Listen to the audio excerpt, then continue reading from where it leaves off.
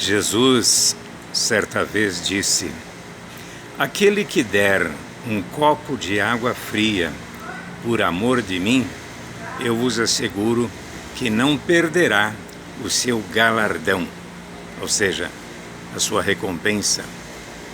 E não pela recompensa, mas pela caridade de você reconhecer que alguém que está com sede merece um copo de água fria, é algo extraordinariamente cristão, não é? É de uma generosidade enorme e admirável.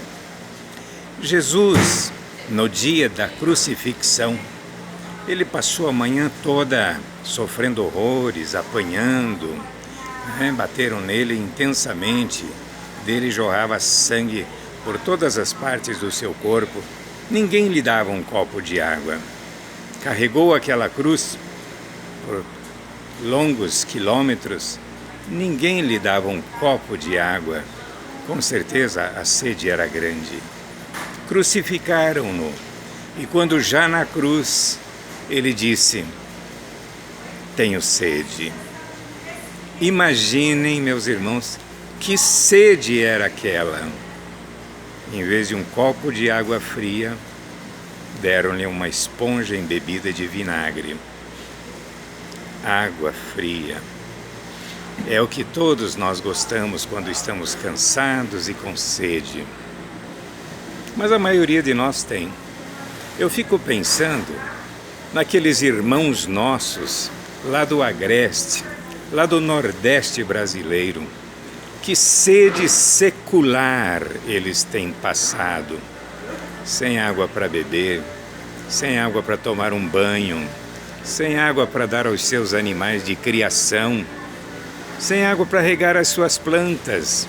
A plantação tem sido assim por séculos. Havia um plano, desde Dom Pedro, de levar a água do São Francisco para o Nordeste. Olha, veja, tem séculos esse plano, mas ninguém fez naquele tempo. Passou décadas e décadas e ninguém fez.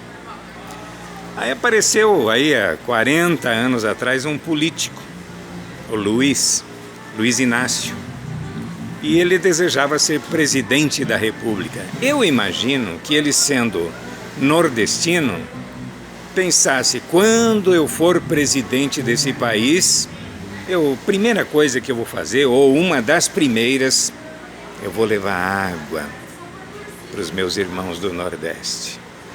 Ele tentou a primeira vez, perdeu a eleição. Ele tentou a segunda vez, perdeu a eleição.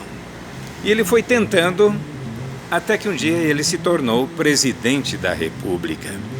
E a gente imaginava que uma das primeiras coisas, né, ia ser levar água para o Nordeste.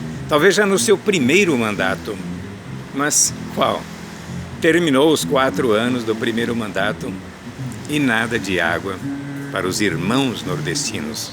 Continuavam com a seca, com a falta de água, com a sede, com os animais morrendo. Aí ele veio com o segundo mandato, para mais 4 anos. E a gente imaginou: agora sim, agora vai ter água para o nordestino. Afinal, são irmãos do Luiz Inácio. Mas nada, ele começou, mas durante esses 8 anos, em vez de se preocupar com a sede daqueles que pediam água, ele foi levar bilhões e bilhões de reais desse mesmo povo, porque o nordestino pobre também paga impostos quando compra as suas coisinhas. Ele pegou esse dinheiro que estava lá no BNDES e foi financiar obras fantásticas, obras faraônicas, em 8 países socialistas de amigos seus. Cuba, Nicarágua, Venezuela, Argentina, algumas na África. E o nordestino esperando a água. Aqui no Brasil, mas o dinheiro estava indo lá para fora. Que caridade, hein? Que caridade, que fraternidade. Aí ele, terminando o governo, passou para Dilma e disse: eu não terminei, mas a Dilma vai terminar. Passou o primeiro mandato da Dilma enrolar os nordestinos de novo, e ganhando voto, e ganhando voto, e ganhando voto, e nada de água para o nordestino. Aí veio o segundo mandato da Dilma, e nada de água para o nordestino. Que generosidade, que humanidade, hein? Que fraternidade. Um copo de água fria não será esquecido. Água. O que é mais importante do que água?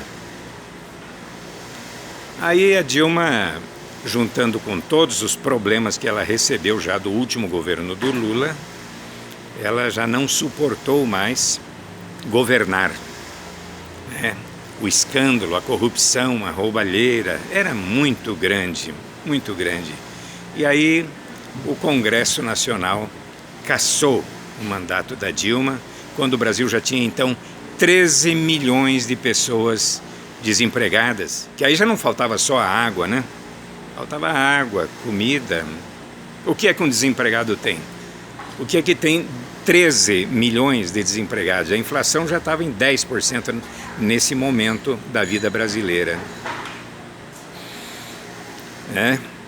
Aí então, passado aí 2 anos do Temer, que também não conseguiu fazer isso, né? Era um mandato tampão, entra o Bolsonaro.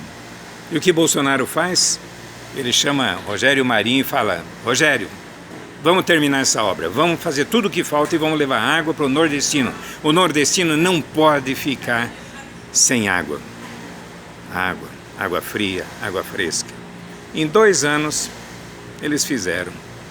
E o Bolsonaro até usa uma comparação interessante. O desvio só de um setor do Brasil, da Petrobras, foi 900 bilhões, não é milhões, não, 900 bilhões. Daria para fazer essa transposição completinha, do começo ao fim, 60 vezes. Não é 10 vezes, não, é 60 vezes. Olha só, hein? Só o desvio da Petrobras.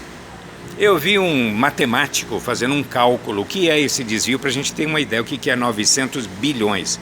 Ele falou: eu peguei R$1.000, botei numa balancinha de precisão, né, dessas que pesa ouro e tal, deu 10 gramas, ponto 8, 10 notas de R$100, formando R$1.000. Aí ele quis saber quanto que era, que volume que era, que peso que era, 900 bilhões. Aí com a máquina calculadora e pá, ele falou: olha aqui, cheguei à conclusão. Pega uma carreta, né, um caminhão, desses que carrega 24 toneladas, enche de notas de R$100, 24 toneladas de nota de R$100.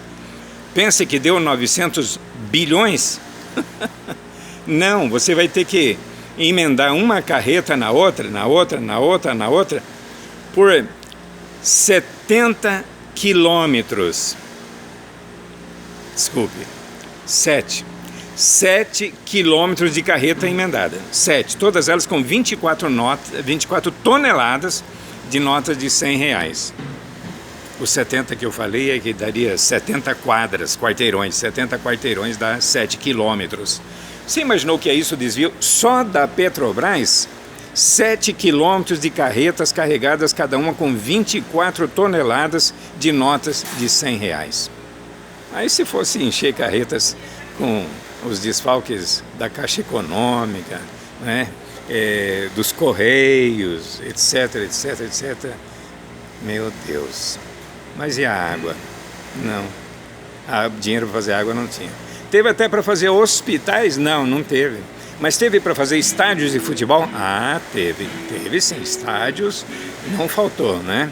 E dizem por aí que o superfaturamento também foi gigantesco nos estádios. Mas a água, não, a água só o Bolsonaro levou. Então, meu irmão, daqui uma semana, você pense nisso, viu? A água para o nordestino, quem se preocupou de verdade com isso foi Bolsonaro. Quem mostrou amor, caridade, fraternidade, né, foi Bolsonaro. Por isso, dia 30 é 22, Bolsonaro. E que Deus abençoe você, a sua família e o nosso Brasil.